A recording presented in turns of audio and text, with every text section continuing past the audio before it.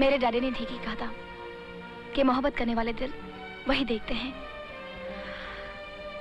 जो चाहते हैं। मुझे ये कहते हुए अच्छा तो नहीं लगता, मगर कहना जरूरी समझती हूँ ताकि सारी गलतफहमियां दूर हो जाए। मैं सिर्फ तुमसे मोहब्बत करती हूँ, करती थी, करती रहूंगी। और तुम मुझसे मोहब्बत करते हो या नहीं, इसका अभी इसी वक्त मुझे हाँ या ना में जवाब चाहिए। राधा, मैं तुमसे मोहब्बत करता हूँ, करता था और करता रहूंगा। फिर तुमने इतने दिन मुझसे कहा क्यों नहीं? इतने दिन चुप, खामोश क्यों रहे?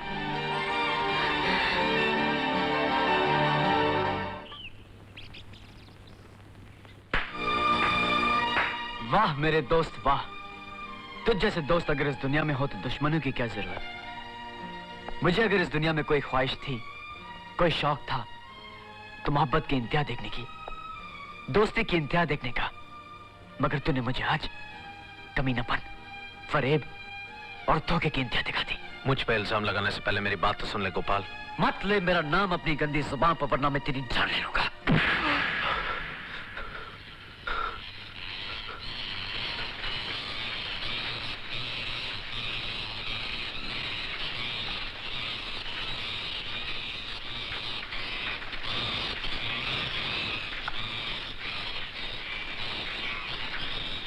कृपया ध्यान दें, आईसी उड़ान 702 से हैदराबाद जाने वाले यात्रियों से निवेदन है कि सुरक्षा जांच के लिए प्रस्थान करें।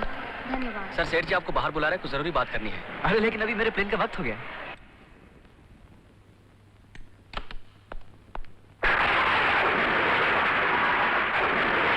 तुम बहुत परेशान लग रहे हो, क्या बात है? क्या हुआ? सब ठीक तो है ना? अरे भाई क्या बात है? क्या हुआ? कुछ बोलो तो।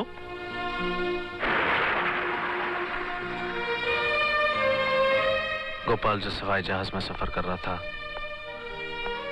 वो क्रैश हो गया। मगर हो सकता है कि वो... काश ऐसा होता, मगर मरने वालों की लिस्ट में गोपाल का नाम भी लिखा है।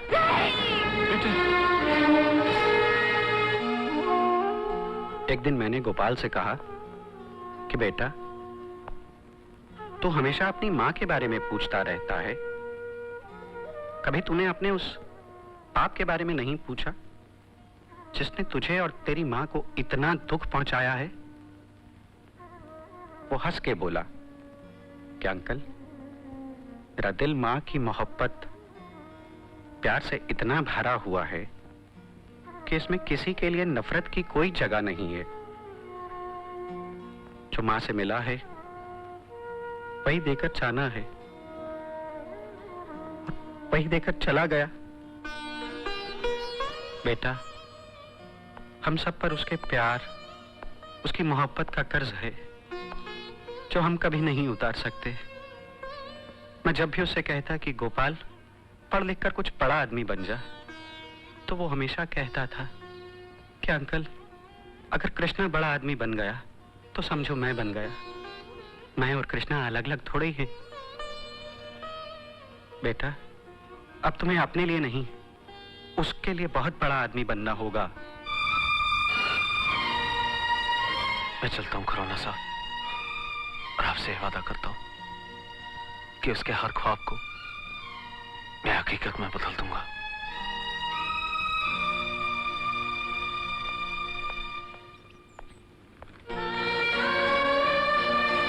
राधा, मैं जानता हूं गोपाल के जाने से हम सबकी जिंदगी खाली और बेमकसद हो गई है,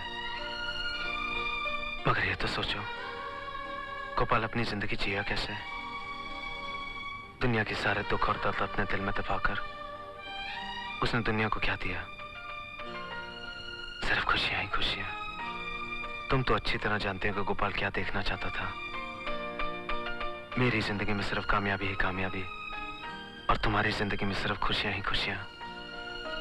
बस राधा, हमें भी अपने दुखों को दबाकर गोपाल के ख्वाब पूरे करने होंगे।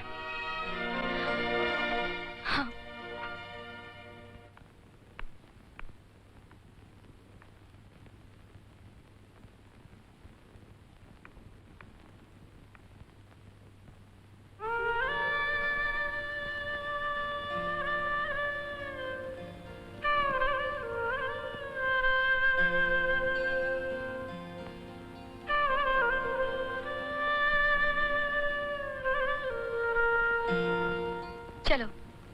तुम मुझे क्या दोगी अगर मैं ये बता दूं कि तुमने भगवान से क्या और किसके लिए मांगा? अगर बता दोगी तो मैं रियली मान जाऊंगी। तो सुन, पहली बात तो ये कि तुमने अपने लिए कुछ नहीं मांगा, करेक्ट? करेक्ट। और दूसरी बात ये कि तुमने जो भी मांगा कृष्णा के लिए मांगा, करेक्ट? बिल्कुल करेक्ट। मैंने कृष्णा की कामयाबी और उसकी नौकरी के लिए दुआ मांगी है। मगर तुम्हें कैसे पता चला? बिल्कुल सिंपल। जब आदमी अपने लिए कुछ मांगता है ना, तो उसके मन में और चेहरे पर एक परेशानी, एक फिक्र सी दिखाई देती है। पर जब किसी और के लिए कुछ मांगता है, तो उसके मन में और चेहरे पर शांति दिखाई देती है। मुझे वो शांति तुम्हारे चेहरे पर दिखाई दी थी और मैं जान गई कि तुमने क्या मांगा है। चलो। वो देखो कृष्णा आ रहा है, तुम उससे बात नहीं करना। हाँ? हेलो। हेलो। आज मैं बहुत दिनों के बाद तुम्हें एक अच्छी खबर सुनाने आया हूँ। अगर अच्छी खबर ये है कि तुम इम्तिहान में पास हो गए हो, तो ये तुम्हारे दिमाग, अक्ल और मेहनत का नतीजा नहीं है। वो तो सब इसकी पूजा और दुआओं का नतीजा है। मिस्टर कृष्णा, अगर आपके पास थोड़ी सी अक्ल या थोड़ा सा दिमाग होता, आप कहीं पहले ये जान गए होते कि मेरी दोस्त आपको कितना चाहती है और आपके बारे में क्या सोचती है। मिस्टर कृष्णा, कुछ बातें ऐसी होती हैं जो कही नहीं जाती, बिन कहे समझनी पड़ती हैं। जैसा कि मैं जानती हूँ कि आप दोनों अभी यही चाहते हैं कि मैं आपको अकेला छोड़ दूं, लेकिन कहने की हिम्मत नहीं हो रही। नहीं, ऐसी कोई बात नहीं है। बात तो ऐसी ही है और आप दोनों भी अच्छे से जानते हैं, इसीलिए मैं चली। बाय।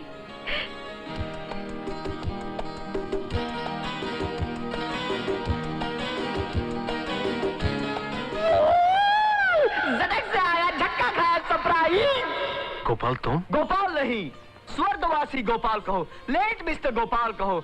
भगवान मेरी आत्मा को शांति दे। May God rest my peace in soul. Soul in peace. अरे तुम लोग तो ऐसे खड़े जैसे कि तुम लोगों ने माकी में भूत देख लिया। अरे हाथ लगा के देख, गले मिलकर देख यार। मैं तेरा वही दोस्त हूँ जो तुझे गले लगाने के लिए मौत से हाथ चढ़वाया हूँ। आ भी जा यार। तुम लोगों को देखने के लिए आंखें तरस गई थी। साहब जी साहब जी, मैंने कहा था ना कि दरवाजा मुझे खोलने दीजिए, फिर देखिए मजा। अरे ये दोनों तो एकदम पथरा गए थे। ऐसे लगता था कि अगर दोनों को उठा के गार्डन में रख दे तो ये जिंदगी में स्टैचू का काम दे। अरे यार कुछ बोलो, कुछ कहो, हंसो, मुस्कुराओ, चीखो, चिल्लाओ और बताओ कि मेरी आने से तुम लोगों को कितनी खुशी हुई है। लेकिन गोपाल, तुमने आने में इतनी देर क्यों कर दी? देखिए साहब जी, मेरे आने की कोई खुशी नहीं, लेकिन देर से क्यों आया इस पे शिकायत शुरू। अरे पगले, मैं तुझसे कह के तो गया था कि जब तक मैं राधा के काबिल ना बन जाऊं तब तक मैं नहीं आऊंगा। और राधा के काबिल बनना घंटे 2 घंटे का काम थोड़ी ना। I tell you it takes time. अच्छा चलो ये बताओ, ये सब हुआ कैसे? साहब जी मैं बताता हूँ ये सब कैसे हुआ। उस दिन जब मैं हैदराबाद जाने के लिए निकला तो सर, सेठ जी आपको बाहर बुला रहे हैं, कुछ जरूरी बात करनी है। अरे लेकिन मेरे तो प्लेन का वक्त हो गया है।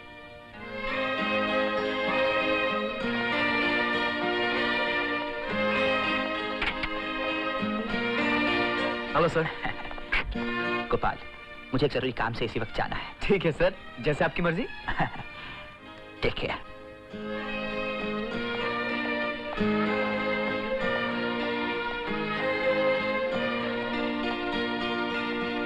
साहब जी, ये सब ऐसे हुआ। मोहन बाबू एक अजीब और गरीब आदमी थे। ना ही वो मुझे अपना सब कुछ दे गए, बल्कि मेरी मौत के टिकट पर अपनी जान दे गए। जो कुछ हुआ उसे भगवान की मर्जी समझो।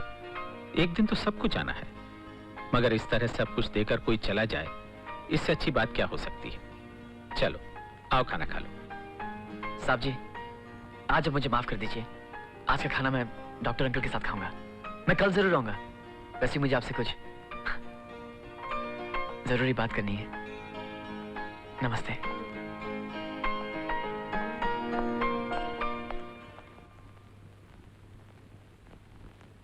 Doctor uncle. अरे गोपाल बेटा, तू? हाँ, जिंदा हूँ और एकदम रियल। अब मुझे अच्छी तरह जी भरकर देख लेने देना तुझको।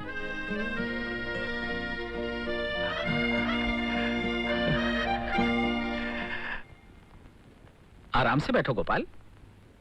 परेशान क्यों लग रहे हो? क्या प्रॉब्लम है? साहब जी, प्रॉब्लम तो बहुत बड़ा है, बहुत गंभीर है।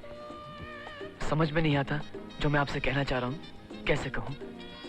आप तो जानते हैं कि मैं ज्यादा पढ़ा लिखा हूँ नहीं, इसलिए किस बात को कैसे कहनी चाहिए मुझे नहीं मालूम। डरता हूँ साहब जी कि अगर एक आध लफ्ज इधर उधर हो जाए तो सारी बात ही बिगड़ जाएगी। मगर ऐसी क्या बात है? कहो तो सही। कह दूं साहब जी? हाँ कहो। हिम्मत करके कह दूं साहब जी? हाँ कहो भाई। नहीं साहब जी, इतना आसान नहीं है। क्या आसान नहीं है? साहब जी वही जो मैं आपसे कहना चाह रहा हूँ। क्या कहना चाह रहे हो भाई? साहब जी वही जो नहीं कह पा रहा हूँ। नहीं कह पा रहे तो छोड़ो। अरे नहीं साहब जी, कमाल कर रहे हैं, ये तो मेरी जिंदगी का सवाल है साहब जी। तो फिर बोलो। ससुर जी, साहब जी मैं जानना चाहता हूँ, जब आप अपनी शादी की बात करने अपने ससुर जी के पास गए तो आपने क्या कहा और किस तरह कहा? अरे भाई तुम इतना पूछने में इतनी देर लगा रहे थे, इतने दिन गुजर गए, कुछ याद थोड़ी है। फिर भी याद कीजिए ना। मैं उनके सामने जाकर बैठा और किस तरह बैठे? आराम से टिक कर बैठे या इस तरह? आराम से बैठे। अच्छा। बहुत मुश्किल काम है साहब जी। अच्छा फिर आपने क्या कहा? मैंने कहा राय साहब, मैं आपकी बेटी से प्यार करता हूँ और उससे शादी करना चाहता हूँ और इसीलिए आपकी इजाजत लेने आया हूँ। ये सब आपने एक ही सांस में बोल दिया? अरे वाह साहब जी, क्या हिम्मत है। बस फिर वो बोले कि बेटे तुम बहुत अच्छे लड़के हो, मैं तुम्हें बचपन से जानता हूँ, अगर कमला की भी यही मर्जी है तो मुझे क्या एतराज हो सकता है। साहब जी आपने ये सब डायरेक्ट बोल दिया था या पानी वानी भी पिया था? नहीं वो पानी तो मैंने पिया था क्योंकि मेरा भी गला थोड़ा सूख रहा था। साहब जी मैं भी थोड़ा सा पानी पी लूं?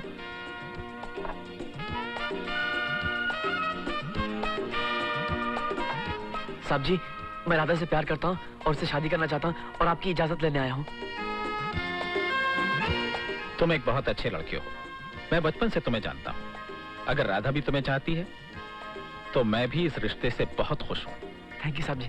Thank you.